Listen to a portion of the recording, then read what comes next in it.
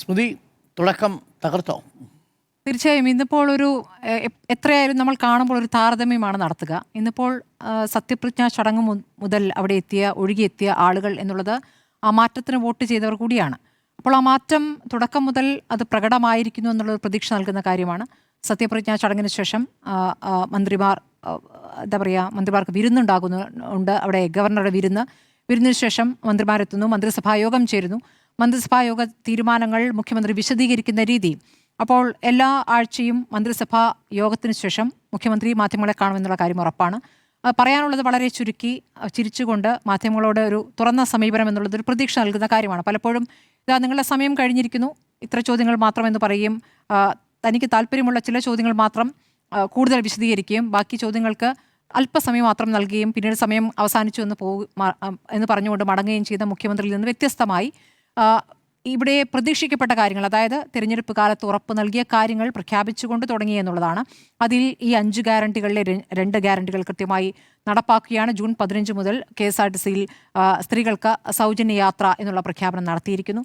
അടുത്തതാണ് ആശാസമരം. ആശാസമരം നമുക്കറിയാം 265 ദിവസം മഴയും വെയിലും കൊണ്ട് നടത്തിയ സമരമാണ്. ആ സമര വേദികളിലേക്ക് കോൺഗ്രസിലെ നേതാക്കൾ വന്നിട്ടുണ്ട്, മറ്റു പാർട്ടികളിലെ നേതാക്കൾ വന്നിട്ടുണ്ട്, സാംസ്കാരിക പ്രവർത്തകർ വന്നിട്ടുണ്ട്. അപ്പോൾ ഇവരൊക്കെ തന്നെയും അവിടെ ചെന്ന് കാണുന്ന ഘട്ടത്തിൽ ആ സമരത്തെ എങ്ങനെയായിരുന്നു കഴിഞ്ഞ സർക്കാർ കണ്ടത് എന്നൊരു പ്രധാനപ്പെട്ട വിഷയമാണല്ലോ. ഇപ്പോൾ കഴിഞ്ഞ സർക്കാരാണ് ഇപ്പോൾ 9,000 രൂപ കൊടുത്തത് എന്നുള്ള കാര്യം പറയും. അവസാന നിമിഷം 9,000 രൂപയിലേക്ക് അത് എത്തിക്കുമ്പോഴും എന്താണ് ആ സമരവുമായി ബന്ധപ്പെട്ട് പറഞ്ഞിരുന്നത്? ഓണറേറിയം വർധന എന്നുള്ളത് കേന്ദ്രത്തിൻ്റെ ചുമതലയാണ്, അത് സംസ്ഥാനത്തിന് അതിൽ യാതൊരു റോളുമില്ല എന്ന് പറയുന്നു. തൊഴിലാളി എന്ന് പറയുന്ന ഒരു കാറ്റഗറിയിൽ പെടുത്താവുന്നവരല്ല ആശമാർ എന്ന് പറയുന്നു. ഈ തരം നരേറ്റീവുകളൊക്കെയാണ് നമ്മൾ കണ്ടിട്ടുള്ളത്. ഇന്നിപ്പോൾ അവർക്ക് 3,000 രൂപ കൂട്ടിക്കൊണ്ടുള്ള ആ തീരുമാനം വരുമ്പോൾ അത് ആദ്യപടിയാണ് എന്ന് മുഖ്യമന്ത്രി വിശദീകരിക്കുന്നുണ്ട്. അവർ ആവശ്യപ്പെട്ടിരിക്കുന്ന 21,000 രൂപയാണ്. അതിലേക്ക് എത്താനുള്ള ആദ്യഘട്ടം, ഇത് കുറവാണെന്നറിയാം, ആദ്യഘട്ടം എന്ന് പറയുന്നു. അപ്പോൾ ആ ഒരു ആദ്യ ദിവസം തന്നെ വന്ന തീരുമാനത്തെ അവർ സ്വാഗതം ചെയ്യുകയും ചെയ്യുന്നുണ്ട്. മുൻ ധനമന്ത്രി അതിനെ പരിഹസിക്കുമ്പോൾ അദ്ദേഹം അന്ന് പറഞ്ഞ കാര്യം കൂടി ഓർക്കണം. ആശമാരുടെ സമരത്തെ ആരോ ഇളക്കിവിട്ട സമരമെന്നാണ് അദ്ദേഹം വിശേഷിപ്പിച്ചിരുന്നത്. അതൊക്കെ പോട്ടെ, ഈ സമരത്തെ അതിരൂക്ഷമായി വിമർശിച്ചിരുന്ന CITയുടെ അഖിലേന്ത്യാ ജനറൽ സെക്രട്ടറി അന്ന് പറഞ്ഞിരുന്നത് എന്താണ്? ഈ ബക്കറ്റ് പിരിവ് നടത്തുന്ന സമരം പരിഹസിച്ചിരുന്നതാണ്. അതുകൂടാതെ വളരെ മോശമായ പ്രയോഗങ്ങളും നമ്മൾ കണ്ടിട്ടുണ്ട്. യഥാർത്ഥത്തിൽ ഈ തെരഞ്ഞെടുപ്പിൽ പ്രതിഫലിച്ച പ്രധാനപ്പെട്ട ഒരു വിഷയം ഈ ആശാസമരം തന്നെയായിരുന്നു. അപ്പോൾ സർക്കാരിന് എതിരായ ഒരു വിഷയം തന്നെയായി അത് മാറുകയും ചെയ്തിട്ടുണ്ട്. അപ്പോൾ അവർക്ക് ആദ്യമായി ഒരു തുക നൽകുന്നു എന്നുള്ള ഉറപ്പ്, 100-ലധികം സീറ്റുകൾ നേടി വിജയിച്ചാൽ ആശമാരുടെ ഓണറേറിയം വർദ്ധിപ്പിക്കുമെന്നുള്ള പ്രഖ്യാപനം, അതിൻ്റെ ഒരു ഉറപ്പിൻ്റെ തുടക്കം എന്ന നിലയ്ക്കാണ് ഇന്നത്തെ പ്രഖ്യാപനത്തെ ഞാൻ കാണുന്നത്.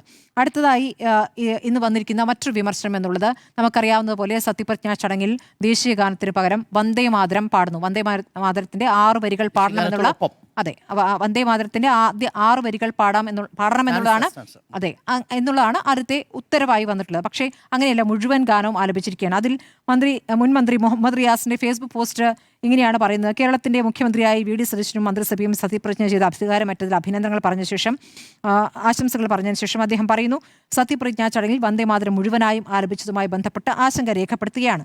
ഔദ്യോഗികമായി പൊതുവെ അംഗീകരിക്കുകയും ആലപിക്കുകയും ചെയ്തിരിക്കുന്ന വന്ദേ മാതരത്തിന്റെ ആദ്യ 2 ഇരടികളാണ്. തുടർന്ന് വരുന്ന ചില ഭാഗങ്ങൾ ചരിത്രപരമായ വിവാദങ്ങൾക്കിടയാക്കിയതും ആശങ്ക ഉയർത്തിയതുമാണ്. അപ്പോൾ അത് പാടിയിരിക്കുന്നു എന്നുള്ളൊരു ആശങ്കയായി പറയുമ്പോൾ ഞാനും ആ ആശങ്ക പങ്കുവയ്ക്കുകയാണ്. നമ്മൾ ഓരോരുത്തരും, ജനങ്ങൾക്ക് ഓരോരുത്തർക്കുമുള്ള ആശങ്ക എന്ന രൂപത്തിൽ തന്നെ ഞാൻ ആ ആശങ്കയും പങ്കുവയ്ക്കുകയാണ്. പക്ഷേ ഇന്നത്തെ ആദ്യത്തെ ദിവസം സത്യപ്രതിജ്ഞാ ചടങ്ങിൽ ഞങ്ങളിതാ ഗവർണറുടെ ഈ ഒരു തീരുമാനത്തോട് എതിരെ നിൽക്കുകയാണ് എന്ന രൂപത്തിലൊരു ഡെഡ് ലോക്ക് ഉണ്ടാക്കാൻ സാധിക്കുകയില്ല എന്നുള്ളതാണ്. പ്രായോഗികമായി അതൊരു ബുദ്ധിമുട്ടുണ്ട്.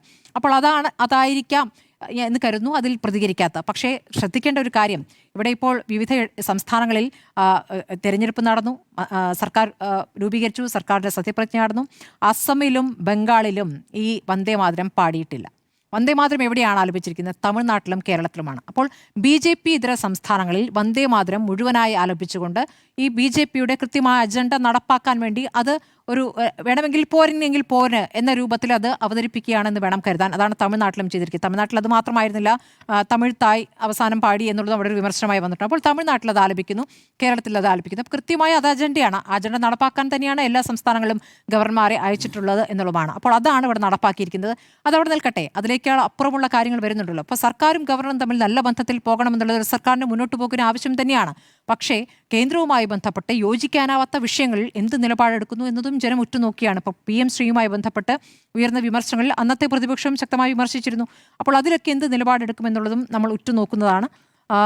അതൊരു പ്രധാനപ്പെട്ട വിഷയമായി നിൽക്കുന്നു. ആദ്യത്തെ ദിവസം വിമർശനങ്ങളിലല്ല, ആദ്യത്തെ എന്നല്ല, ഒരു ഹണിമൂൺ പീരീഡ് ഉണ്ട്. ആ കാലങ്ങളിൽ സർക്കാർ ചെയ്യുന്ന കാര്യങ്ങളെ നമ്മൾ നോക്കിക്കാണുക എന്നുള്ളതാണ് ഏറ്റവും സുന്ദരമായി തോന്നിയ ഒരു കാര്യം എന്നുള്ളത്. സെക്രട്ടേറിയറ്റിലേക്ക് മാധ്യമങ്ങൾക്ക് വരാൻ കഴിഞ്ഞു എന്നുള്ളതാണ് കേട്ടോ. കൊട്ടിയടക്കപ്പെട്ട വാതായനങ്ങൾ തുറക്കുന്നു എന്ന ഒരു പ്രതീക്ഷ നൽകുന്ന കാര്യമാണ്. മാധ്യമങ്ങൾ അവിടേക്ക് കയറുന്നു എന്ന് വെച്ചാൽ ജനത്തിന് അങ്ങോട്ടേക്ക് ആക്സസ് കിട്ടുന്നു എന്ന് തന്നെയാണ് അതിൻ്റെ അർത്ഥം. സെക്രട്ടേറിയറ്റിൽ നടക്കുന്ന കാര്യങ്ങൾ അല്ലെങ്കിൽ മന്ത്രിമാരിൽ നിന്ന് നേരിട്ടറിയാവുന്ന കാര്യങ്ങൾ, ഫയലുകളുമായി ബന്ധപ്പെട്ട് മാധ്യമങ്ങൾ കിട്ടേണ്ട കാര്യങ്ങൾ, അതൊക്കെ കിട്ടേണ്ടതുണ്ട്. അത് ജനങ്ങളിലേക്ക് എത്തിക്കുകയാണല്ലോ. അപ്പോൾ ജനങ്ങൾക്കും സർക്കാരിനും ഇടയിൽ ഒരു വലിയ മതിലില്ല എന്ന് തോന്നിപ്പിക്കാൻ ഇന്ന് മുഖ്യമന്ത്രി വി.ഡി. സതീശന് കഴിഞ്ഞിട്ടുണ്ട്. സുതാര്യമായിരിക്കും കാര്യങ്ങളെന്നും ഞങ്ങൾ ഈ സർക്കാരുമായി ബന്ധപ്പെട്ട രഹസ്യങ്ങൾ ആദ്യം അറിയിക്കുക നിങ്ങളോടായിരിക്കുമെന്ന് മുഖ്യമന്ത്രി പറയുമ്പോൾ അതായത് ഒരു സുതാര്യമായ ഒരു ഭരണമായിരിക്കും എന്നുള്ള ഉറപ്പ് നൽകലാണ്. അതാണ് ആദ്യ ദിവസം നൽകിയിരിക്കുന്ന ഒരു പ്രതീക്ഷ എന്നുള്ളത്. നമുക്ക് മുന്നോട്ടുള്ള ദിവസം നോക്കാം. ഓക്കെ.